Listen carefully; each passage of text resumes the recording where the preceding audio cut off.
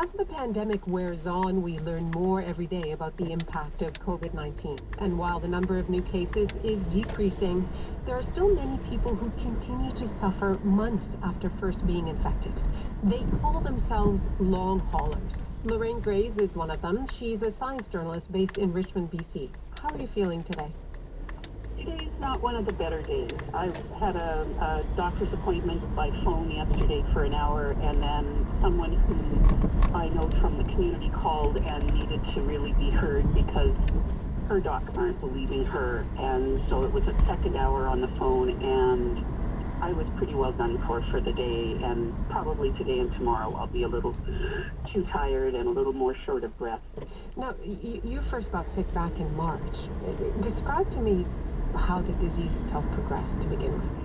Well, at first I didn't know I had it, and that's the problem. The early symptoms are a little dry cough, like people on blood pressure medicine have, where they just clear their throat every 20 minutes or hour. And at the very top at the back, it's a little sore, but therapeutic ice cream took care of that. So I didn't know I was infectious. And then wham, and my lungs filled up with what was like egg white instead of air. And it was hard to breathe. I didn't really have a fever. I think 2 days, we couldn't find a thermometer around our house. We don't worry about this stuff much. And I had a fever partway in for 2 days. It was like 100 degrees Fahrenheit. So not really much. But I was so sick. And it got to the point where we rigged up my father-in-law's old oxygen concentrator because my oxygen saturation level fell below 90. And so being a pack rat, still having my late father-in-law's oxygen concentrator, I could... ou un attentat à l'identité de la clochette, la dite clochette. Vous allez nous parler de confiture, c'est parfaitement la saison.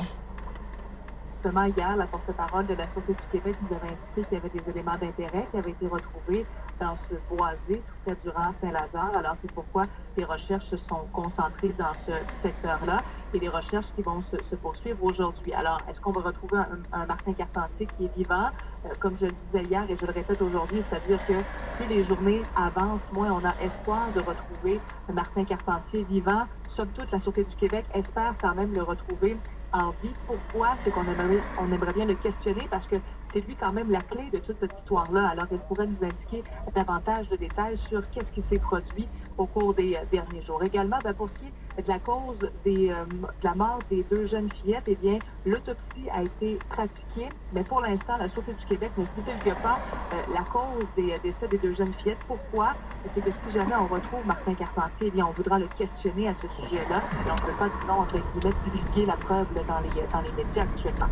Alors bon, je vous disais, hier journée de recherche qui a repris ici du côté de Saint-Apollinaire. On est à peu près à une vingtaine de minutes de la ville de Québec. Et on a posé quand même la question ce matin à la porte-parole de la Sûreté du Québec, à savoir si les policiers commencent un peu à manquer d'énergie parce que les recherches s'effectuent jour et nuit. Voici sa réponse, on peut aller l'écouter. Bien, les policiers sont toujours très motivés. C'est sûr que le travail est ardu, il ne faut pas se le cacher, mais ça fait partie du métier policier. Et les policiers ont la volonté de trouver cette personne-là, des indices aussi pertinents qui permettent de le localiser. Alors, le moral est bon.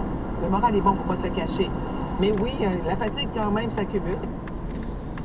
Alors, le moral est bon encore pour les policiers, mais pour les citoyens de Saint-Apollinaire, ça, c'est une autre histoire parce que, là, vous comprendrez, vous habitez dans une petite municipalité qui est tout à fait tranquille, la nouvelle tête de ville de Québec, et depuis 6 jours, c'est complètement un gros branle-bas de combat avec cette gigantesque opération policière, cette chasse à l'homme pour retrouver Martin Carpentier. Alors, je vous dirais que les citoyens vivent beaucoup d'anxiété. Il y a certaines personnes qui vérifient 3 à 4 fois s'ils ont bien verrouillé leurs portes. Il y a même des gens qui ont décidé possiblement de se retirer, d'aller à l'extérieur de leur municipalité, le temps que la chasse à l'homme se poursuive. Et d'ailleurs, il y a des policiers de la Sûreté du Québec qui font du porte-à-porte depuis ce matin pour tenter d'aller rassurer la population du village de Saint-Apollinaire. Ben, merci beaucoup. Je pense qu'ils vont être rassurés quand ils vont l'attraper, évidemment. Mais merci beaucoup, Sabrina. C'était Sabrina Rivet, journaliste de Cogeco Nouvelles, qui a fait le point avec nous. On va parler tout de suite avec Marcel Savard, qui est ancien directeur adjoint général de la SQ. Bonjour, M. Savard. Bonjour, M. Bigras. Les questions sont évidemment multiples, mais d'abord, D'abord, bon, je comprends l'effort des policiers. Je me rappelle quand j'étais avec les troupes en Bosnie, ils faisaient le déminage avec une fourchette. C'était comme ça qu'il fallait faire. Alors là, on sait qu'il y a des policiers qui travaillent à genoux. Ils travaillent, là. Ils se donnent, on comprend. C'est quand même 50 km, c'est 5 par 10. Puis ça fait près d'une semaine qu'on est là. Est-ce que vous avez l'impression qu'il est peut-être un peu plus... il s'est peut-être sauvé ou est-ce qu'il s'est peut-être enlevé la vie? Ben, je vous dirais d'abord, vous l'avez bien ciblé, 5 km par 10 km, c'est immense comme territoire de recherche. En plus, le boisé est très difficile. La marche, pour les marcheurs et les chercheurs, c'est extrêmement difficile. Et vous savez, quand on fait des recherches comme ça, on les fait pas de façon aléatoire et même pas de façon, si vous voulez, aller, bon, ben les gars, vous allez aller chercher dans ce coin-là. Non, maintenant, là, les gens portent des GPS sur eux. Ils ont des trajets prévus. Et si on pouvait montrer à la télévision, exemple, la carte de tous ces démarches-là, toutes ces marches-là qui ont été faites, on verrait que c'est des marches qui sont extrêmement droites et très, très, très près les unes des autres. On est à quelques pieds, hein, parce qu'avec un couvert comme il y a là-bas, on pourrait avoir un individu qui est couché au sol. Puis si on n'est pas vraiment très proche à chaque fois qu'on fait une démarche, on ne le verrait même pas. Donc, on voit que les gens sont en train de chercher de façon méthodique.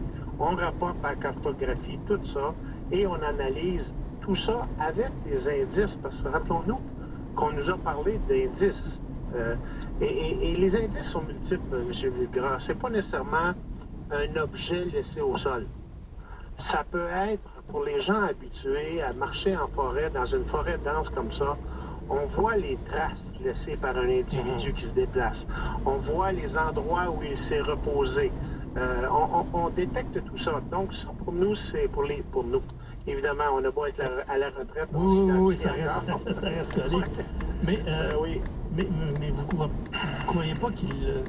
je sais pas, il y a des odeurs, les chiens auraient senti. Oui. Ça, les chiens, c'est un outil qui est extrêmement performant, mais c'est pas infaillible. En ce sens que on a eu une période où il y a eu énormément de marcheurs, de bénévoles qui se sont promenés dans la forêt. Et ça vient contaminer les lieux. Après ça, il y a les chercheurs, même de la Sûreté du Québec, qui contaminent aussi les lieux. Donc, quand on est en recherche avec un chien, il y a deux modèles. Passez une bonne nuit, on se reparle et salutations à votre conjointe. Il est 1h28, on revient dans 2 minutes après ceci. Pour parler en direct à Jeffrey Sourani de Montréal. 514-790-0224. Sans frais. 1-800-667-5281. Famille. La nuit. C'est l'heure. C'est l'heure de partir en camping. C'est l'heure de redécouvrir le cinéparc. C'est l'heure de profiter de l'été et de prendre la route. Parce que dès maintenant, chez Toyota, vous obtenez la Corolla Berline 2020 à un taux de financement à partir de seulement 0,49 % à l'achat sur 48 mois, incluant le Safety Sense, sans frais supplémentaires. Pour plus de détails, visitez achetermatoyota.ca ou contactez votre concessionnaire. Chez Toyota, nous sommes prêts quand vous l'êtes.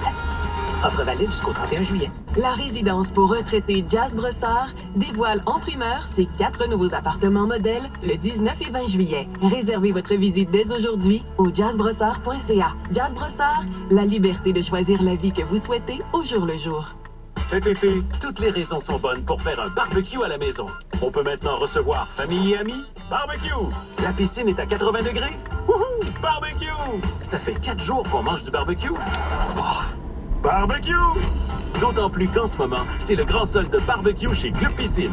Économisez jusqu'à 50% sur une vaste sélection de grilles et accessoires de cuisson, comme le barbecue 5 brûleurs Megamaster en rabais à seulement 199 $ pendant tout le mois de juillet chez Club Piscine. Les rabais d'été sont arrivés chez vos concessionnaires Mercedes-Benz avec toutes les mesures pour une expérience d'achat sécuritaire. Pendant l'événement de l'été, louez la A220 Berline 2020 à partir de seulement 475 $ par mois. Détails sur mbqc.ca. Ici Gabriel Setlacqui. Setlacqui est une entreprise du Québec fondée il y a presque 100 ans dans la vente de meubles électroménagers. C'est vrai qu'on voit ça beaucoup aussi. Là. Bon, dans les deux cas, vous avez une famille, vous avez des enfants. Comment est-ce qu'on vous réussissez à intégrer ces choses-là? C'est fort juste le commentaire de Véronique tout à l'heure qui dit souvent c'est les femmes qui sont aux prises avec ces tâches-là. Ça les rajoute. On rajoute déjà des tâches qui sont déjà très nombreuses. Comment est-ce que vous avez réussi à rentrer ça? Et autre question qui tue, est-ce que vos chums embarquent?